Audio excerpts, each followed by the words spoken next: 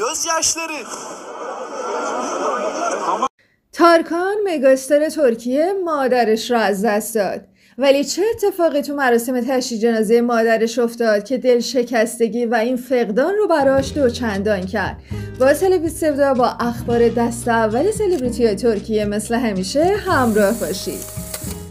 عجیب و غم انگیزه که تصادفاً تو همون روزی که تیم سلبریتی یه ویدیو از مگاستار بزرگ ترکیه یعنی تارکان میسازه، مادر ایشون فوت میکنه. به احترام این هنرمند عزیز بشنویم از اتفاق عجیبی که تو مراسم وداع از مادرش باعث دلشکستگی بیشترش شد.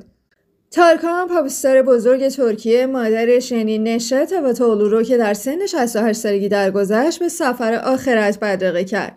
تو مراسم تشییع جنازه که با تدابیر شدید امنیتی همراه بود، لحظات احساسی زیادی رقم خورد. اشکای مگاستار تمامی حاضران رو تحت تاثیر قرار داد. اگر میخواین تارکان رو خیلی بهتر و دقیق تر بشناسین، حتما به ویدیوی قبلی ما سر بزنید که کلی تعجب خواهید کرد.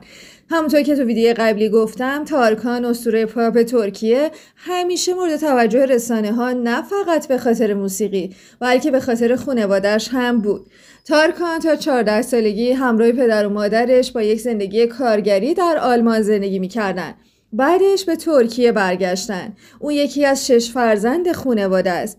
بعد از برگشتن به ترکیه در کوکایلی ساکن شدن. اون در سال 1995 پدرش الی توتوغلو رو از دست داد و بعد از اون تنها تکیهگاهش مادرش نشه خانم بود. مادرش سالها در آنتالیا زندگی میکرد.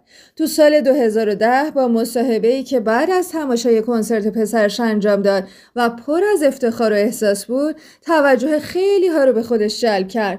مشخص بود اون زن بسیار فروتنیه و همه کارهاش رو خودش انجام میده. مادر تارکان مدت زیادی با مشکلات سلامتی دست و پنجه نرم می‌کرد. در سال 2020 مشخص شد که رگ‌هاش انسداد دارن و 2 بار تحت عمل جراحی قرار گرفت. تارکان در تمام مراحل درمان کنار مادرش بود و موفق شد تمامی خواهر و برادرانش رو هم دور هم جمع بکنه. تارکان تو فضای مجازی نوشته بود بعد از 10 سال ما 6 خواهر و برادر بار دیگه دور هم جمع شدیم. علیرغم اینکه تارکان همیشه حواسش به مادرش بود، خبر فوت اون رو در بدترین حالت یعنی از مسافت دور دریافت کرد. تارکان در حالی که برای تور اروپاییش در آلمان حضور داشت، خبر تلخ عود کردن بیماری و سپس مرگ مادرش رو دریافت کرد. مادرش در آنتالیا دچار حمله قلبی شد و بعدش برای ادامه درمان به استانبول منتقل شد. اما با وجود تمام تلاش پزشکان، جان خودش رو از دست داد. تارکان تورش رو نیمه کاره رها کرد و به استانبول برگشت. مراسم تشییع با تدابیر امنیتی شدید در مسجد جمهوریت در منطقه مالتپه برگزار شد. اون به همراه همسرش پنار توتوغلو تو مسجد حضور پیدا کرد.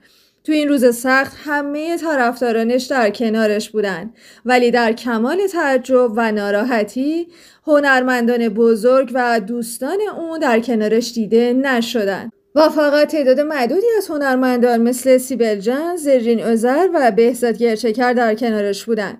با این حال حضور هنرمندان بسیار کمرنگ بود و همین موضوع به شدت به چشم می اومد. گرچه چهره‌های معروف بسیاری برای عرض تسلیت تاج گل فرستاده بودند، اما خودشون شخصا در مراسم دیده نشدن. و اما این مردم بودن که تو مراسم تشییع جنازه نقش اصلی رو داشتن و در غمگین‌ترین روز تارکان کنارش بودن. اونها که سالهاست با عشق و حمایت تارکان رو تو اوج نگه داشتن، تو این مراسم شرکت کردن. حتی عده بسیاری از نقاط مختلف کشور اومده بودن. حضور کمرنگ چهره‌های معروف واکنش‌های بسیار زیادی به همراه داشت. مردم انتظار داشتن که مراد بوز رو در کنار تارکان ببینن که زمانی همخوان تارکان بود و حتی یه جورایی شاگرد اون محسوب میشد.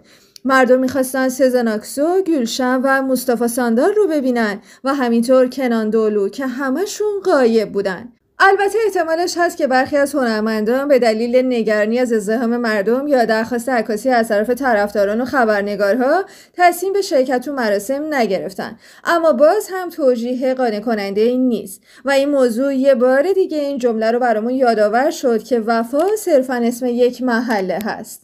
و اما بشنویم از اندوه تارکان در مراسم تشییع جنازه مادرش. تارکان به شدت اندوهگین بود. لحظه از کنار تابوت مادرش جدا نشد و یک به یک تسلیت‌ها رو پذیرفت. بعد از اقامه نماز خودش تابوت مادرش رو بر دوشش گرفت. اون مادرش رو با ماشین حمل جنازه همراهی کرد و حاضر نشد با خودروی جداگانه به قبرستان بره. تارکان با چشمانی اشکبار همراه مردم به سمت قبرستان حرکت کرد. سخت‌ترین لحظات برای تارکان کنار قبر مادرش رقم خورد. نمیخواست مادرش رو به خاک بسپاره. از اون پرسیدن آیا میخوای وارد قبر بشی و اون گفت بله. تارکان با چشمانی اشکبار مادرش رو به خاک سپرد. بعدش به سمت منزل خودش رفت برای پذیرش تسلیت‌ها. اتفاقا یکی دیگه از نکات جالب توجه توی این مراسم رفتار بسیار مؤدبانه و صبورانه تارکان در برخورد با بستگان، دوستان و حتی رسانه‌ها بود. اشکاش دل هر بیننده رو به درد می آورد. حتی در هنگام شب زمانی که از منزلش خارج می شد باز هم با لبخند با خبرنگاری که در حال ضبط بود برخورد کرد. این نشون میده که اون فقط برای دوربین لبخند نمیزنه بلکه برای میلیون‌ها هوادارش لبخند میزنه. این رفتار تارکان پاسخی بود به بسیاری از به اصطلاح هنرمندانی که در فرودگاه‌ها با خبرنگاران برخوردهای تند دارند. تارکان با وجود درد شدید لبخند زد و نشون داد یک ستاره واقعیه. همچنین رفتار پنار همسر تارکان و حمایت اون در این روزهای سخت هم خیلی مورد توجه رسانه‌ها قرار گرفت. در نهایت باید گفت تارکان با تمام درد و غم و اندوهش باز هم ستاره‌ای بود که برای مردمش لبخند میزد. اون لحظاتی که تارکان در حال گریه مقابل دوربین دیده شد شاید یکی از معدود دفعاتی بود که در تمام این 33 سال زندگی هنریش چنین تصویری از اون منتشر شده. البته امیدواریم که این اتفاق تکرار نشه و تارکان بتونه در غم و فقدان مادرش صبوری بکنه و دوباره به اوضاع قبلی خودش برگرده و با آهنگاش میلیون‌ها نفر رو شاد بکنه. خب به انتهای ویدیو رسیدیم. نظراتتون رو واسمون بنویسید. متشکرم که همراه هستید. سابسکرایب کانال و لایک ویدیوها رو فراموش نمی کنید. متشکرم از همراهیتون. خداحافظ.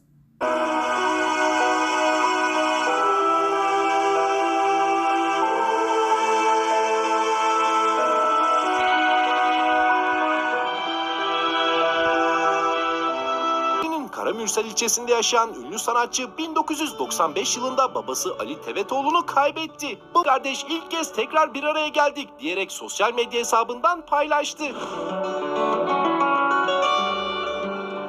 Avrupa turnesi için Almanya'da bulunan Tarkan annesinden gelen acı haberle sarsıldı. Ama çekmeyin diyorum ya. Siz ikiniz çekmeyin telefonları. Kamera çekiyor zaten.